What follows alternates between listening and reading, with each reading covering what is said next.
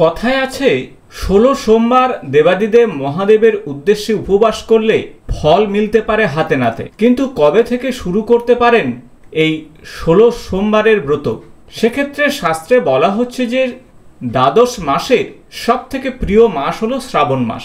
আর শ্রাবণ মাস থেকেই যদি আপনারা 16 সোমবারের ব্রত পালন করতে শুরু করেন তাহলে আপনাদের জীবনে এবং পারিবারিক জীবনে সুখ এবং সমৃদ্ধিতে পরিপূর্ণ হবে। ত্রিদেবের এক হলেন দেবাদিদেব মহাদেব, আর সোমবার হলো দেবাদিদেব মহাদেবের অত্যন্ত প্রিয় বার। তাই সোমবার এক চিত্তে দেবাদিদেব মহাদেবের আরাধনার ফল আপনি অবশ্যই পাবেন।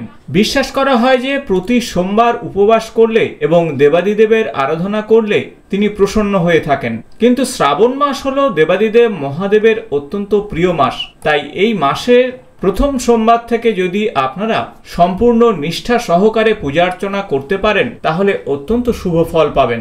2024 সালের শ্রাবণ মাস শুরু হচ্ছে 17 জুলাই 2024 থেকে। 16 জুলাই রবিদেব কর্কট রাশিতে প্রবেশ করবে, অর্থাৎ কর্কট সংক্রান্তি, এবং সেই সাথে 17 জুলাই থেকে শ্রাবণ মাসের সূচনা। 17 আগস্ট শ্রাবণ মাস শেষ হচ্ছে। পূর্ণিমা অনুযায়ী দেখা যাচ্ছে যে এবছর 5টি সোমবার পড়েছে, আবার সংক্রান্তি অনুযায়ী 4টি সোমবার পাওয়া যাবে এই শ্রাবণ মাসে। বাংলা পঞ্জিকা অনুযায়ী সূর্য সংক্রান্তি থেকে বছরে মাস গণনা করলে 17 জুলাই থেকে শুরু হচ্ছে শ্রাবণ মাস। তাই শ্রাবণ মাসের সোমবারের মাহাত্ম্য অপরিসীম। শ্রাবণ মাসে 4টি থেকে 5টি সোমবার পড়ে থাকে। এবছরে 4টি সোমবারের পূজার বিশেষ সৌভাগ্য অর্জন করতে পারবে ভক্তরা।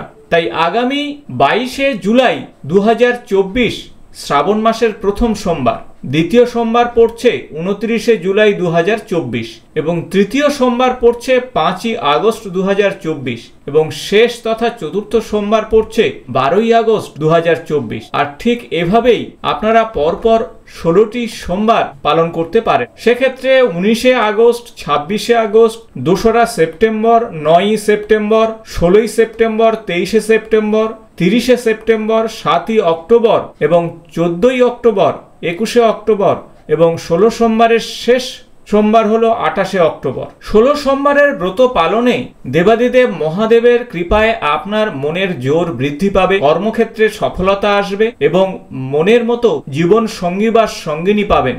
বৈবাহিক জীবনে চলতে থাকা বিভিন্ন সমস্যা থেকে আপনি অবশ্যই মুক্তি পাবেন। একদিকে দেবাদিদেব মহাদেবের অত্যন্ত প্রিয় সময়, সেই সাথে দেবী পার্বতীরও অত্যন্ত প্রিয় সময় হলো এই শ্রাবণ মাস। কারণ এই শ্রাবণ মাসে তিনি কঠোর তপস্যা বলে দেবাদিদেব মহাদেবের মতন বর তিনি পেয়েছিলেন। তাই 16 সোমবার ব্রত পালনের ক্ষেত্রে প্রতি সোমবার সূর্যোদয়ের আগে ঘুম থেকে উঠে স্নান সারুন। পবিত্র জল দিয়ে অর্থাৎ গঙ্গা জল দিয়ে দেবাদিদেব মহাদেব এবং মাতা পার্বতীর অবশ্যই অভিষেক করুন। শুভ্র বস্ত্র পরিধান করুন। একবেলা খেয়ে অথবা সম্পূর্ণ উপবাস রেখে এই ব্রত পালন করতে পারেন। দিনের বেলাতে ধর্মীয় গ্রন্থ পাঠ করুন, মন্ত্র পাঠ করুন। সন্ধ্যার সময় দেবাদিদেব মহাদেব এবং মাতা পার্বতীর উদ্দেশ্যে আরতি করুন। মন শুদ্ধ রেখে ব্রত পালন না করলে এই ব্রতের পূর্ণ ফল আপনি পাবেন না। প্রতি সোমবার শিবলিঙ্গে দুধ, ঘি, মধু এবং জল এবং সেই সাথে চিনি, এই 5টি বস্তু দিয়ে অভিষেক করুন। বিল্লপত্র দিয়ে দেবাদিদেব মহাদেবের পূজা অর্চনাতে অত্যন্ত শুভ ফল পাবেন। তবে মনে রাখবেন, কোনো ফাটা বা ছেঁড়া বিল্লপত্র আপনারা নিবেদন করবেন না। শিবমন্ত্র এবং পার্বতী মন্ত্র জপ করুন। সেই সাথে আপনার সাধ্যমতো গরিবদের দান করুন। অসত্য কথা বলা থেকে দূরে থাকুন। মিথ্যাচার বা মদ্যপান বা নেশার দ্রব্য থেকে দূরে থাকুন। 16 সোমবারের ব্রত পালন করলে মনের ইচ্ছা পূরণ হবে, পাপ এবং পাপের বন্ধন থেকে মুক্তি পাবেন, পারিবারিক সুখ এবং সমৃদ্ধি বৃদ্ধি পাবে, রোগ ব্যাধি দুঃখ কষ্ট থেকে মুক্তি পাবেন, মন শান্ত এবং প্রফুল্ল হবে। তাছাড়া দেবাদিদেব মহাদেবের শিবলিঙ্গে সাদা চন্দন নিবেদন করুন। প্রদীপ প্রজ্বলন করে ওম নমঃ শিবায় মন্ত্র 108 বার জপ করুন। একেবারে শেষে কর্পূর জ্বালিয়ে কর্পূরের আরতি করুন। সূর্যাস্তের পর আপনি অবশ্যই উপবাস ভঙ্গ করুন আর এইভাবে 16 সোম ব্রত পালন করুন আর যা শুরু করুন আগামী শ্রাবণ মাসের প্রথম সোমবার থেকে। তবে কয়েকটি বিষয়ে খেয়াল রাখবেন। দেবাদিদেব মহাদেবের উদ্দেশ্যে কিছু নিবেদনের আগে বেশ কিছু দ্রব্য রয়েছে যা নিবেদন করা যায় না।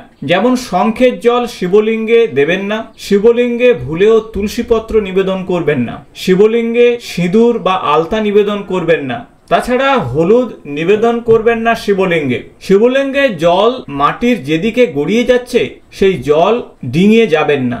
শিবলিঙ্গের চারিদিকে ভুলেও প্রদক্ষিণ করবেন না, অর্ধবৃত্তাকারে প্রদক্ষিণ আপনি করতে পারেন। ছেঁড়া বেলপত্র কখনোই শিবলিঙ্গে নিবেদন করবেন না।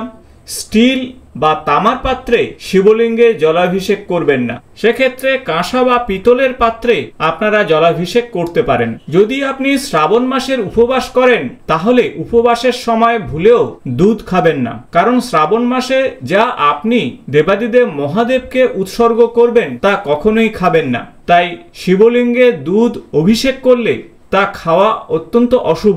জন্মকুণ্ডলিতে চন্দ্রদেব অশুভ প্রভাব দিতে পারে, তাতে মানসিক শান্তির অভাব ঘটতে পারে। 16 সোমবার ব্রত চালু হওয়ার মূল একটি গল্প প্রচলিত আছে। আসলে সেটি একটি গল্প না বললে গল্পের সম্ভার বলা যায়।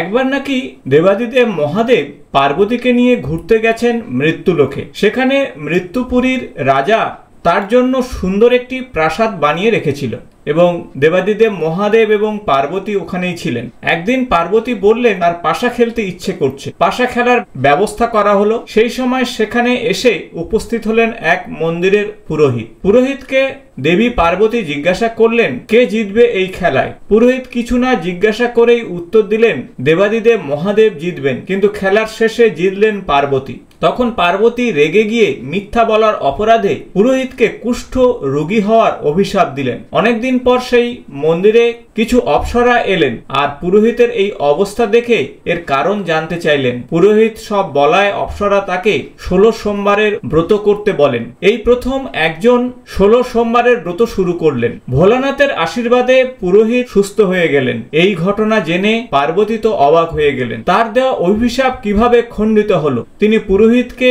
এ বিষয়ে জিজ্ঞাসা করলেন আর জানালেন 16 সোমবারের কথা। সব জেনে পার্বতীও ঠিক করলেন 16 সোমবার করার কথা। এরপর সেই ব্রতের কথা দেবী পার্বতীর থেকে জানতে পারলেন কার্তিকেয়। কার্তিকেয় সেই কথা তার এক ব্রাহ্মণ বন্ধুকে বললেন। ব্রাহ্মণ বন্ধুও তখন সেই ব্রত করার সিদ্ধান্ত নেন এবং নিষ্ঠা ভরে পালন করেন। এক সময় সেই বন্ধু এক দেশে যান। সেখানে সেই দেশের রাজার কন্যার স্বয়ম্বর হচ্ছিল। স্বয়ম্বরের নিয়ম ছিল সবাই থাকা হাতি যার গলায় মালা পরাবেন তিনি হবেন রাজার জামাই। হাতি সেই ব্রাহ্মণ সন্তানের গলায় মালা দিল আর তিনি পেয়ে গেলেন রাজকন্যা আর রাজ্য। তিনি বুঝলেন এই 16 সোমবার করার ফল এইভাবেই পেলেন।